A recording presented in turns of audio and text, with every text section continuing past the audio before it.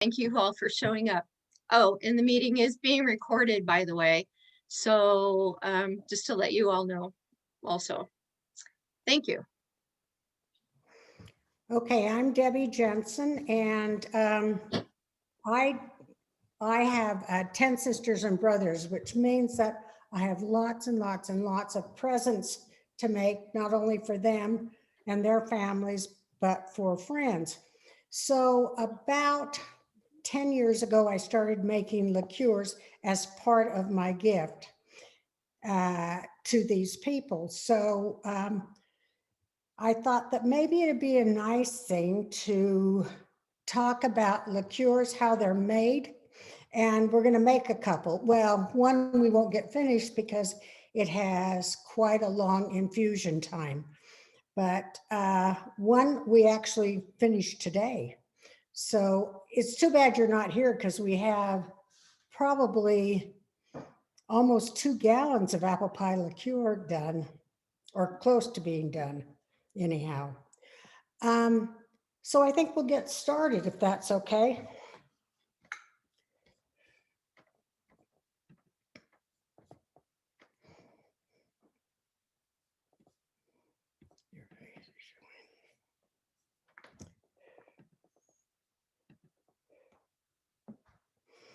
Okay, making your own liqueurs. And we'll be going over 2 different liqueurs today. So what is a liqueur? Now a liqueur is, this is the outline for the class. So we're going to pretty much be following this outline for the whole class. First of all, what is a liqueur? A liqueur is flavoring and sugar added to a liquor. The process can take anywhere from hours to weeks. The difference between a liquor and a liqueur is in the whole process of making them.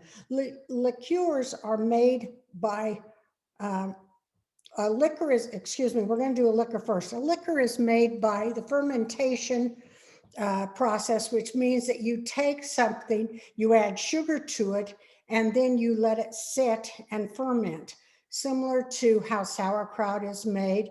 But most things that you think about fermentation are beers and wines. And then to go on to a different type of liqueur, you distill that fluid like brandies, whiskeys, and scotch and vodka. When you're making a fermentation process, it's usually you use a mash, which is, let's say for beer, it may be a barley mash. And you put that with sugar and then you ferment it. And then what you have left is beer. Or grapes, which you put a sugar with them and then you let them ferment. And you have wine. Now, some liqueurs are made by that fermented product. Take for instance, brandy. Brandy is made from wine. Whiskeys and scotches are made from a grain fermentation, and vodka is often made from potato mash. Whereas liqueurs are made by infusing flavors or tincturing a flavor into an alcohol and then later adding sugar.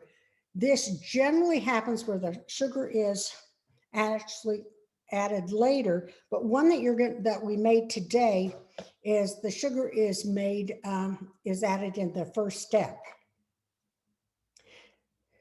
When you think about the ingredients of a liqueur, the first thing that you need to do is what proof alcohol are you going to use to make the liqueur? And so you look at the proof of the alcohol, and the English people, the British people, came up with how you make a proof, how you develop a proof. And what they did was all the sailors in England were paid off in rum and money, so that The sailors found that some of their rum was getting watered down. So they had a mechanism by which they would take the rum and they would add a little bit of gunpowder to it, and then they'd light it on fire. And if they got a really good fire going, then they know that not much water had been added. So they called that 100% proof. Now it's kind of an estimation. Proof is a little bit like an estimation, whereas when you look at the alcohol by volume, is a little closer to what you're getting. And the alcohol by volume is usually about half of what the proof is. And you'll be able to read that on all of your alcohol bottles. Take, for instance, Everclear. I'm using 150 proof Everclear in the Apple Pie liqueur. That's really a high amount. But alcohol by volume is 75.5%. So you see it's half of what that generally is. And then you look at the concentration of the flavoring agent. So flavors that are from dried fruits and vegetables are more potent by volume than the fresh ones. And that would only go to reason, stand to reason is that all of the flavor is when you dehydrate a fruit or a spice or something, what happens is all the water is taken out.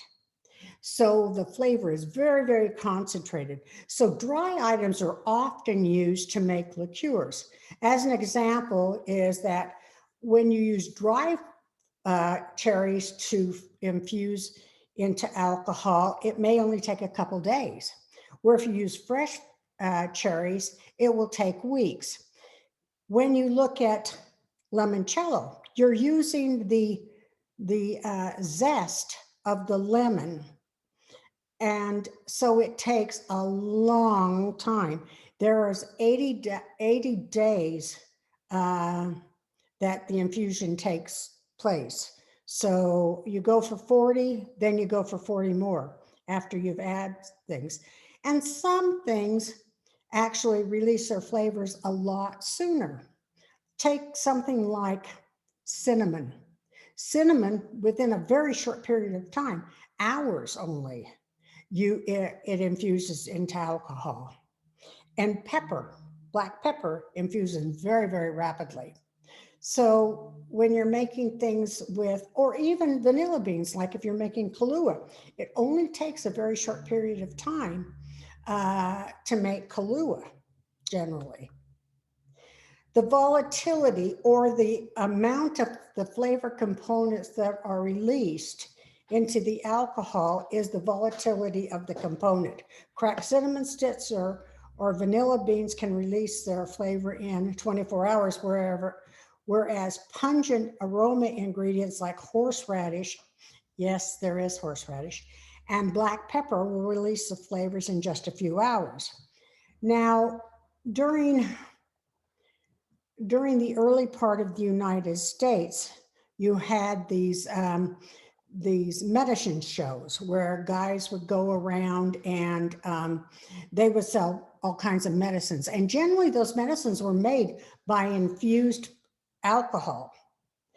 Nowadays, if you go to an herbologist or a holistic doctor, oftentimes they make their own medications. I have a sister that is one of my 5 sisters who makes all of her own medicines. She's an herbologist and she actually sells them. And she makes, she makes sleeping potions and whatever. And she uses vodka for her infusions. So it's still being done today where you don't go to the second part of it, but you get an infusion. That's how the medicines are made. So people are still using that method today. It's just that we're going to make it and it tastes a little bit better because we infuse the alcohol and then we add sugar to it. The tincturing time varies, of course, because of the volatility of the flavors. so that you'll know when you get the desired taste. You follow recipes, and I'm going to show you a really good book. It does not have, it has a limoncello in it, does not have an apple pie, but these are two that I've made quite a few times for different things. And I've made raspberry liqueurs and cherry liqueurs and almost anything you can name. I make all different kinds of liqueurs. The importance of flavoring the tincture. So if it says to go 5 to 7 days, you may want to start tasting at 5 days and say, do I have a strong enough flavor? But you never, ever, ever go past the end date. The reason being is then it becomes a bitter taste. And so you want to, when you tincture, you can start tasting a little bit early, and if it's done, then fine. You can add the syrup. But if it needs a little bit more time, then you'll do that. So but never go past the tincturing date. Where it says 5 to 7 days, don't go past 7 days, or you'll start to get more of a bitter flavor. And you'll see where in some things, actually, what I'm going to show you today is the Lemoncello, and show you how it has pulled the lemon oils out of the pills.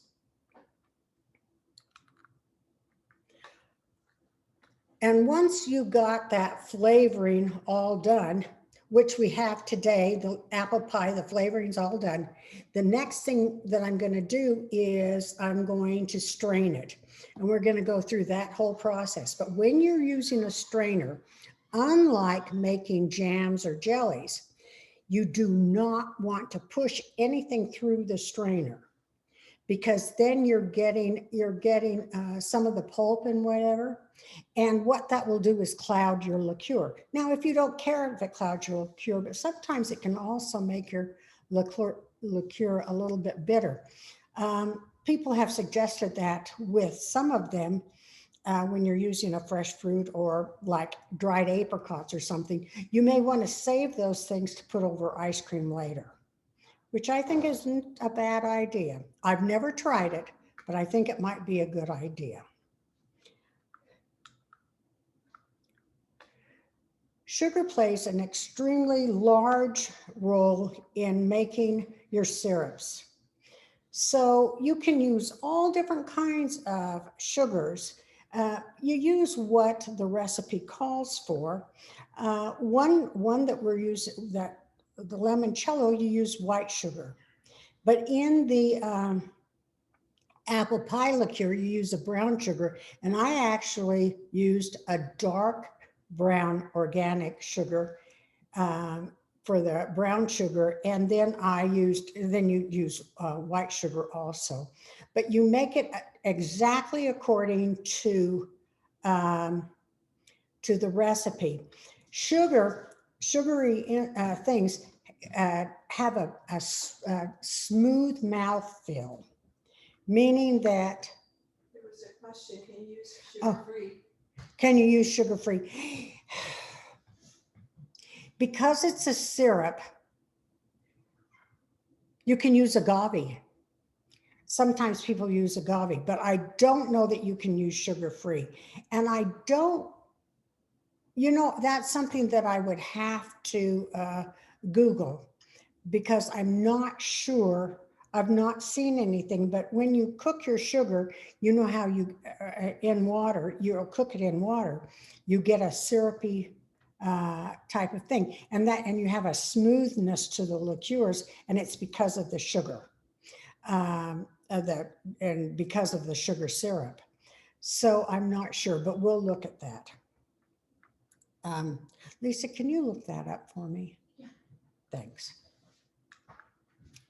Okay, so the types of sugars are the raw sugars, the white sugars. brown sugar, caramelized sugar, simple syrups, and that's what we're making is a simple syrup, agave and nectars, or agave nectar and honeys. So any of those, and you'll find will work well according to the recipe that you're using. Okay, we're going to go on to equipment, and I'm going to talk about each piece of equipment and why you really need it. The first equipment that you need are good measuring things and weighing. You'll find that a lot of the Europeans, they will use an apothecary measurement. They will, the Europeans actually use a weight measurement. They'll say like using 25 grams of sugar. Stevia. Oh, you can, excuse me, Lisa just looked this up, and you can use stevia to make your simple syrup.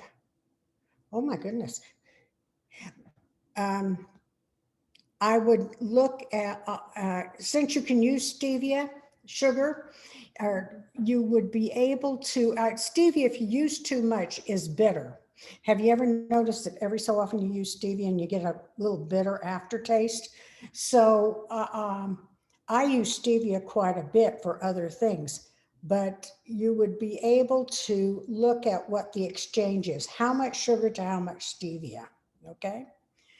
So you'll need a weight thing if you'll need a scale that you can use for measuring. And then an apothecary, you need, you know, all sorts of measuring cups and spoons so that you'll get the right weight. I mean, that's pretty self-explanatory. Of course, you use wooden spoons so that you don't have a metal taste for anything. And oftentimes you'll need whisks to whisk everything in.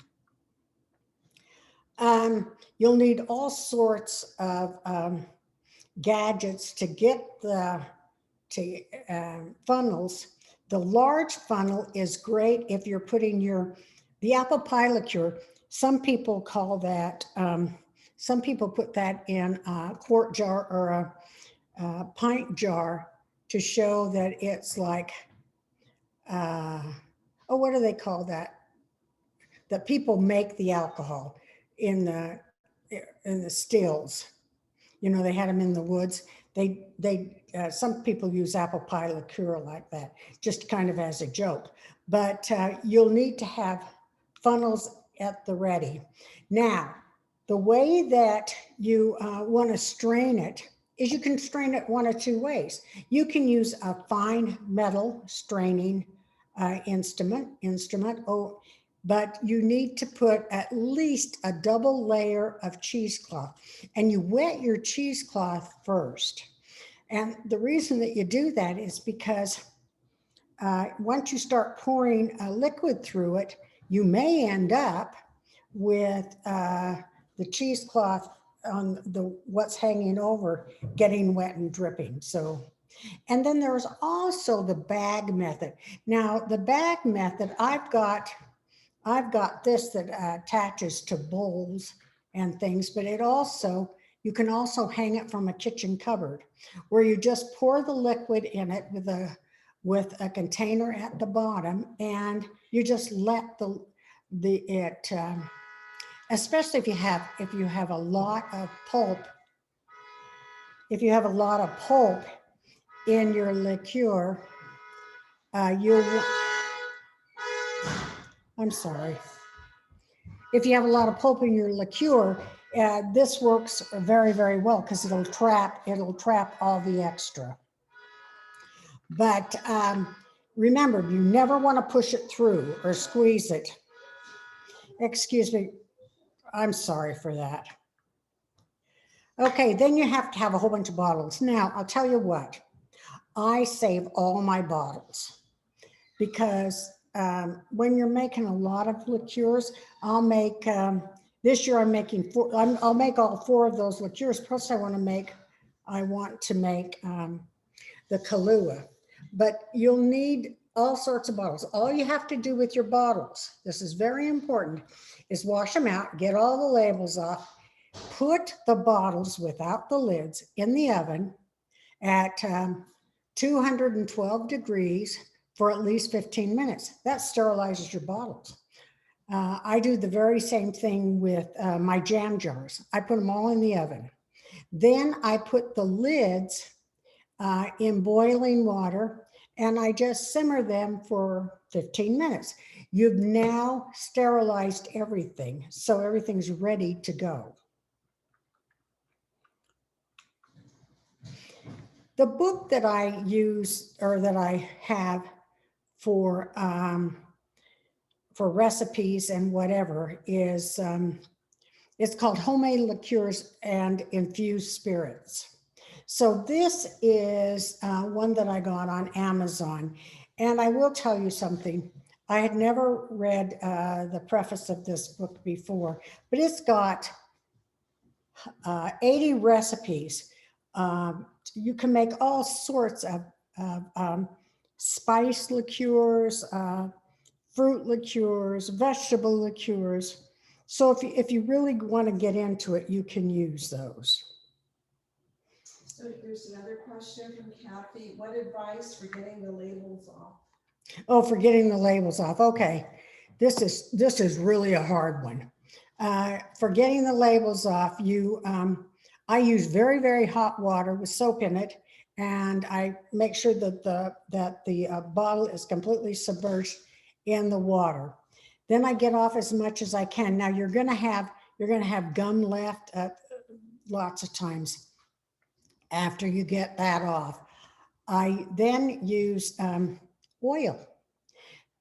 Being a nurse, I know that tape removal is generally an oil. It's just a little pad that looks like an alcohol pad, but when you rub it on, it's like an oil, and that's to get the gum off. And I use that and I just put it on there. You can also use peanut butter, does the same thing because it's an oil.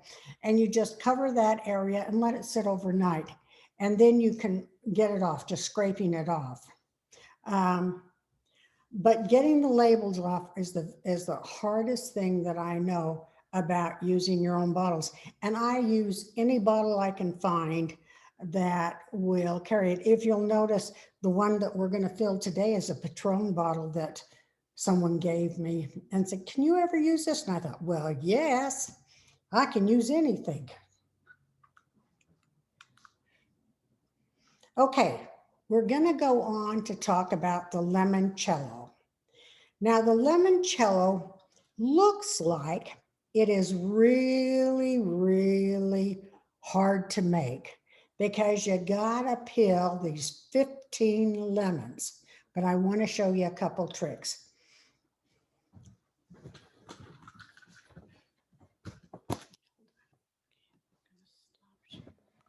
Okay, now I use a peeler. One year I used a paring knife. Oh my goodness, it took me forever to do that. Now I use a peeler, and all you do is you go very slowly to get the first thing, okay? And you just take it down. You don't want to get any white if at all possible. So what I'm doing is I'm going, once I get this going, it'll go faster. Okay, so you make wide strands, and what you'll notice is you don't want any white, any of the pith on there. You want just what's called the zest. This is the stuff that you zest off, okay? Now, what I want to show you is something very, very interesting.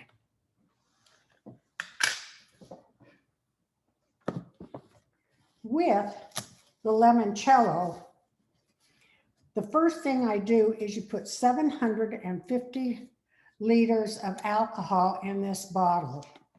And then you add all your lemon peels. This goes for 40 days. And it comes off on April the 10th is when this goes off. But look at those lemon peels. Can you see how it looks like there's lots of white on them? That really isn't white. What's happened is that because I'm tincturing, or infusing the alcohol into the lemon, it's actually taking off all the oil and the lemon flavoring. So these turn white after a while, and it's not pith at all.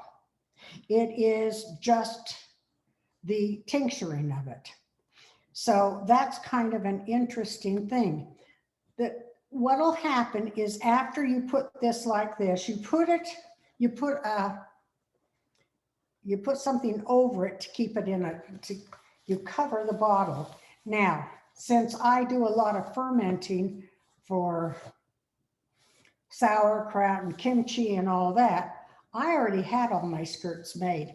And this is a little girl lemonade or lemon, as you can see. See how pretty she is? And then I put something on the top to tell me what day I need to take it off.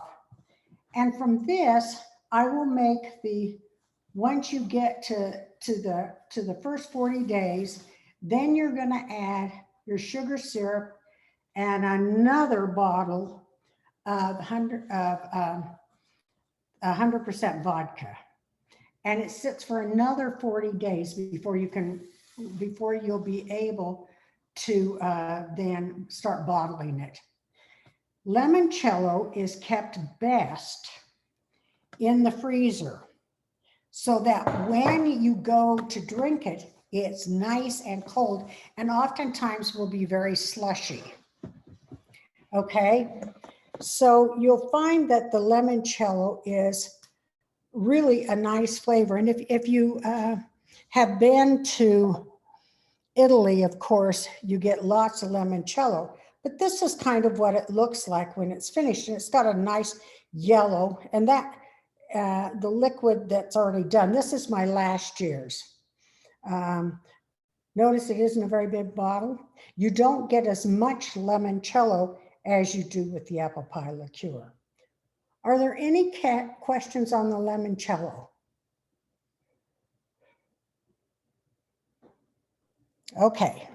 Deb, there was a question somebody had saying that the recipe called for thick-skinned lemons, but on your PowerPoint it said thin skin. It does say thin, and it's supposed to be thick-skinned. And what I did was I had thin-skinned, and that's the reason I probably put that on there. I had thin-skinned, so I used more lemons. I added 3 or 4 more lemons, and I used this regular. Does that answer the question? Okay. I have a question. I'm sorry. I have a question. We downloaded some materials. It said that there's 4 cups of sugar, but your presentation said 5. 4 cups of sugar and, or is it 5? Well, it says 4 on your presentation, but it says 4 on the materials that we downloaded for today's session. Hers said 5. So I'm not sure which it is, 4 or 5. It probably makes a difference. Look at my, can you see it? It's on the computer, yeah. No. Just a second, we have to go offline for a minute to get it. It's not in there. Is it one says 4 and one says 5? Is that what it is? Yes, will you look, can we get it off the computer? Yeah. The one that I sent out. The one she sent says 4. Okay, so.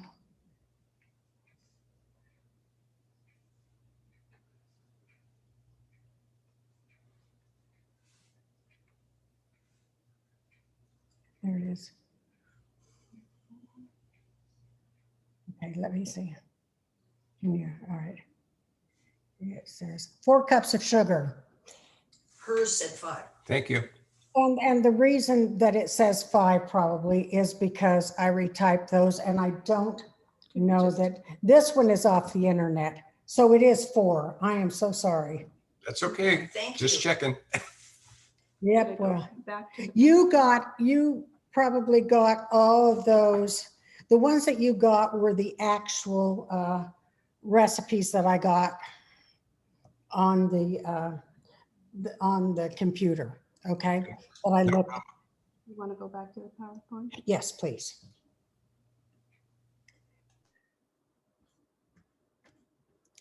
I have to remember to change that one. Deb, there was a few other questions. Do you want me to read them to you, or do you want to look at them? You can just read them to me. Okay, they said, how can you tell if lemons are thick or thin skinned? Well, I'll tell you.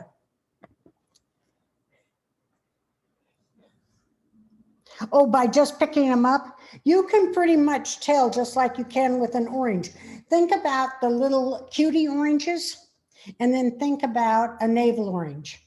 Can you tell by, if somebody were to say, give you each of those, would you be able to tell it was a thick skin or a thin skin? You can actually kind of tell that. The one that I did today, it was just such a thin piece of zest that I got off of it. So if you wanted, I actually, when I buy a lemon, I can tell if it's going to be thick or thin. And you can kind of tell by holding it. If not, I'd buy a lemon and see if it, how it was.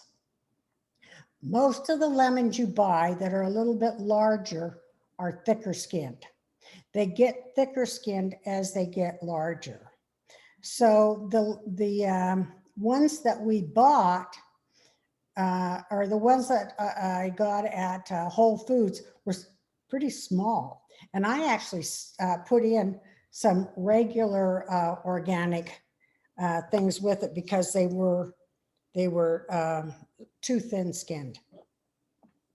So you'll be able to tell. And if you aren't, your best thing is just to take it home and to make your limoncello.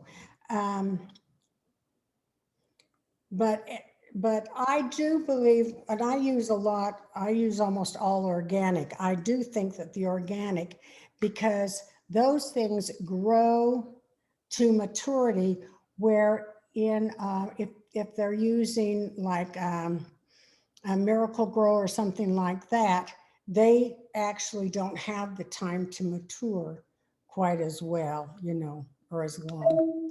They're not on the vine quite as long. Oops.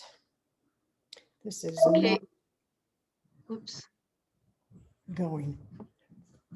Somebody asked, where did you get your huge jars, like the one that you had the skirt on it?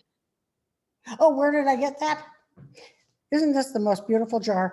This jar, I actually, I bought it because of the jar. It was actually canned peaches that I got at Costco, but I like the shape of the jar, and I got 2 jars, and be darned if one of my daughters didn't take the other jar because she liked the shape of the jar. But you can use a gallon jar, and you should use glass. So buying a gallon jar, and I don't know, lots of restaurants will have things in gallons. And so if you go to the restaurant and say, do you have any empty gallon jars? I don't know where else you can get those. I really don't. I just have some that I use for my fermenting.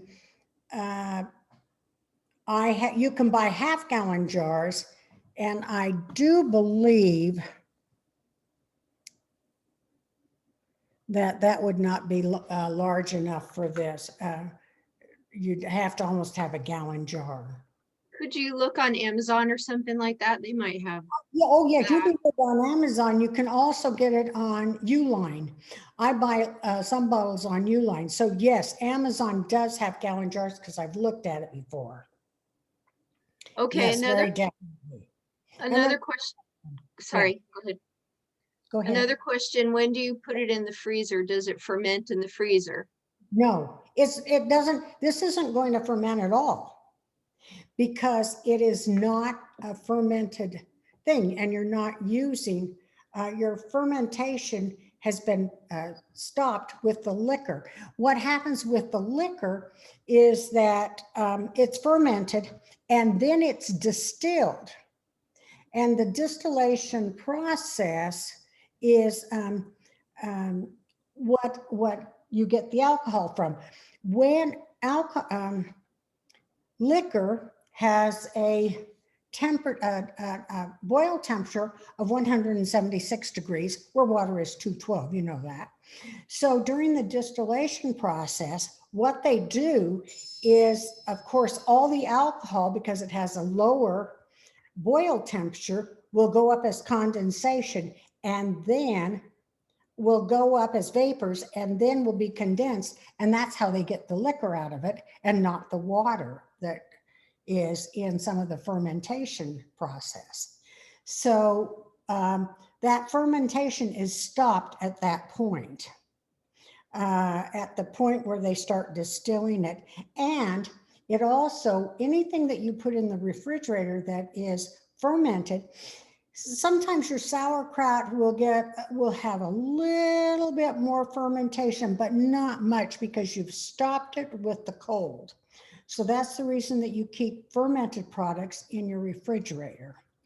But once you take a fermented product, like say if you're making sauerkraut through fermentation and not with vinegar, if you were to add heat to that and let it boil, it kills all the probiotics that you've gotten through the fermentation process. So the thing is that no, it will not continue to ferment. In fact, neither will none of them will, because the fermentation's already been stopped. You're using alcohol. You're using alcohol as part of it, and so no fermentation. The fermentation goes into making the alcohol, but not the liqueur. Does that answer the question? Another question somebody asked about using essential oils and also a half recipe. I have no, I've thought about would essential oils work, and I don't believe so. I've never seen where you used an essential oil. I really don't think a lot of the essential oils, that you get are, they've got some alcohol in them, but I do not believe that essential oils would work at all. You really need a high volume of your flavoring agent. When you're finished with your, whoops, I did that wrong. Whoops. When you're finished with doing your lemons, this is what you're going to end up with. You're going to end up with a whole lot of lemons. And, I just juice them. And then I've got these ice cube trays, and each ice cube or each cube that it's going to make is exactly 1 tablespoon. So I ended up with 4 trays of these little ice cubes. And whenever I need lemons for cooking or for anything, I just take ever how many I need. I just take that many out of the freezer and use them. I'm really into trying to use everything. Any other questions, Lisa? Is that all, Lisa? Any other questions? Can you make Somebody asked about can you make a half a recipe? I don't see why you couldn't. In fact, when I made some for a group of people that didn't have any alcohol in it, because there were kids in the group, and I just heated it up and cooked it for the same amount of time of the apple pie liqueur, and they loved it. In fact, I got to tell you, I really wanted to drink this today after smelling it. It smells so good, and we only took little tiny tastes of it. So there you go. I think that you would be able to, I've used you use half the liquor. The apple pie liqueur uses Everclear, 150 proof. So that's going to have, but your volume of fluid is some that you're putting it into. So the percentage is going to go way down according to your fluid. So we're going to go on to the apple pie liqueur. And this one, it looks like a lot. Right now, you can't find apple cider, but I did find something instead. The Martinelli apple juice is 100% apple juice. Doesn't have any sugar in it, doesn't have any water in it, nothing. It's just apple juice. So I used that instead of the cider. Last year, I juiced the apples from my tree. And I got to tell you, they had to be strained out. The pulp had to be strained out about 4 times. This will be real easy. You use the a gallon of the apple cider. You put in 18 cups of water. That's a lot of water. And you use 6 ounces of the 6 ounce frozen apple juice concentrate thawed. Now I get the 12 ounce so that I only have to use 3 of those. Okay. And you add all of that and 4 cups of white sugar, 4 cups of brown sugar, 7 cinnamon sticks, and you cook that. Now what you're going to do, whoopsie daisy, pardon me. It's okay. Okay, I want to show them what they're going to do with it. It's charged. Okay, Should I so yeah, let me quit the PowerPoint? okay.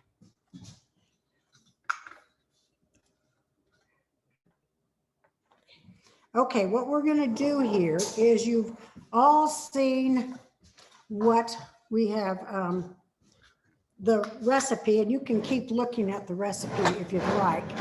And what I'm going to show you is this pan is quite a large pan, as you can see. It is almost full of the apple pie liqueur. And I want to show you something that I do need to get down again. It started off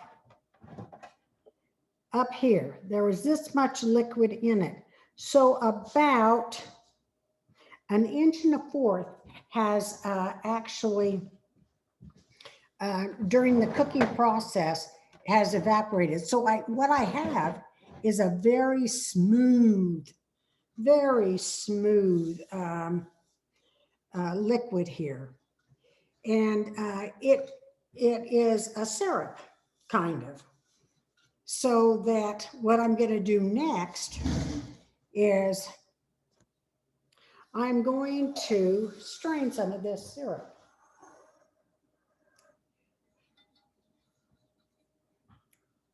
Now, the only thing I have in here that needs to be strained out are, of course, the cinnamon sticks.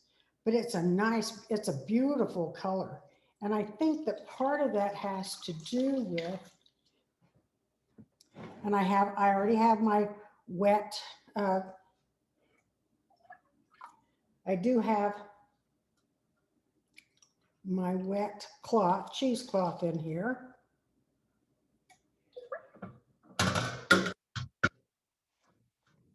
We started this at 10:30 this morning. And then I put it outside so that we would be able to show you all what to do. Okay, this is my liqueur. And it's a real rich brown color. And now I'm going to put it into my jar. Does it have the alcohol in it? Oh God. Oh, I'm glad you're here. I didn't add the alcohol. So this would be apple juice.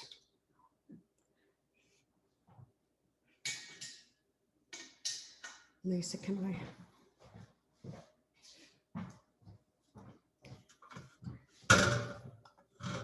I know you're all thinking that I'm an idiot, but I am.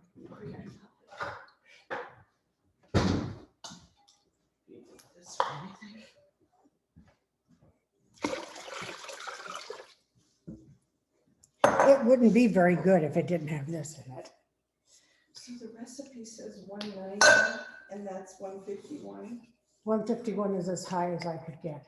Oh, but the recipe says 190. Oh, Well, you could get 190.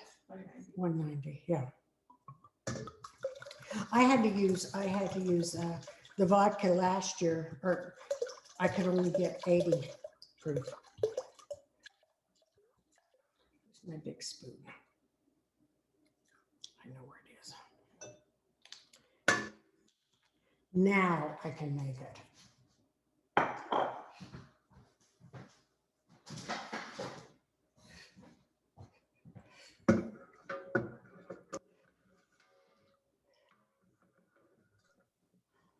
Lisa, somebody asked a question, or Deb, somebody asked a question about, can you use a stainless steel pot? Can A you sta- what? A stainless steel pot. Yes, yes, you can. I've used stainless steel. And you're doing great. Well, I'm not doing quite so great because I forgot to add the alcohol. Wouldn't that be terrible if I got it all bottled up? I've done that. But you guys got to remember that when you're 72 years old, things like this happen. You do forget things. Happens when you're younger. Yeah, it happens when you're younger. But it happens when you're old. A lot.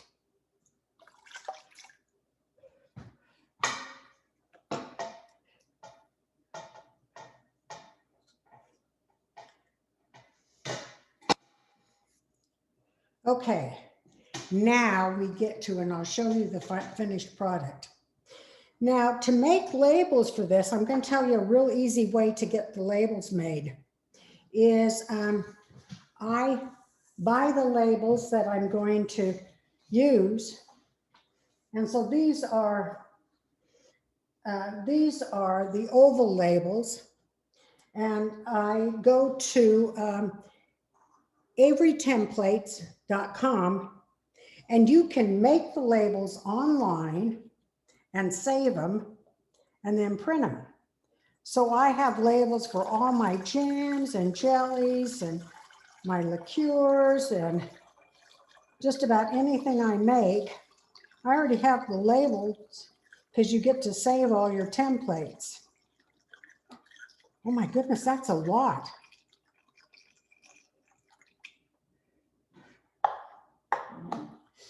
Yeah, I know.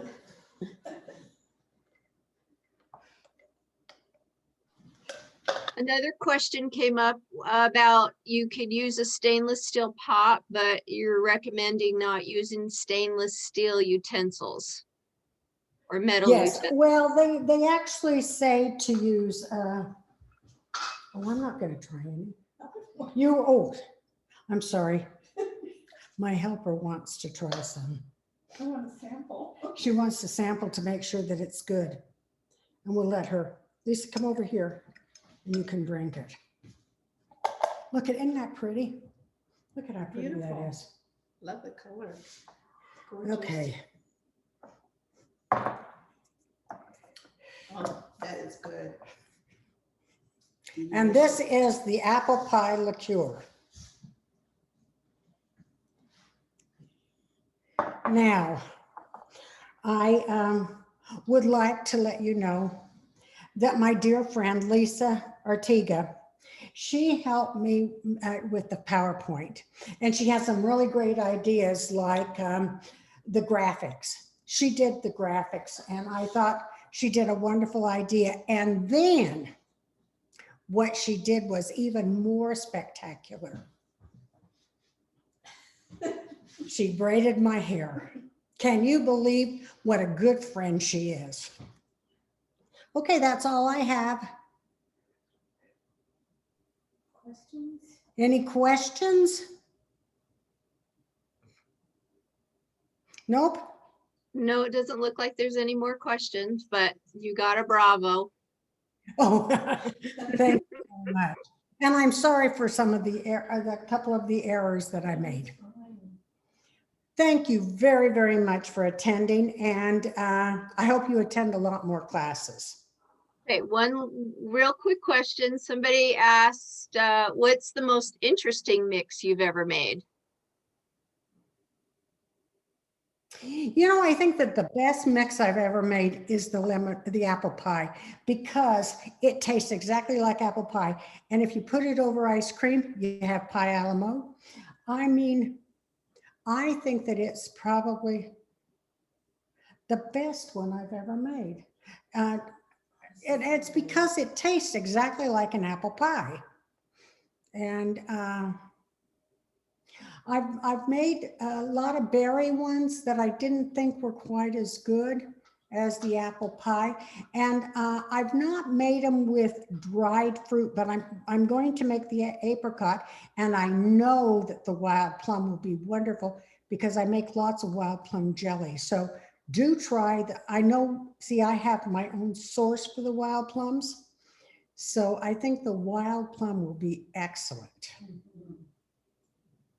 Great. Anything else? Nope, thank you so much. Great presentation. Thank you, everybody, for attending, and hopefully we will see you at some more New Knowledge Adventure classes this spring. Thank you very much. You bet. Thank you very much. Thank you. Okay. Very nice. Thank you.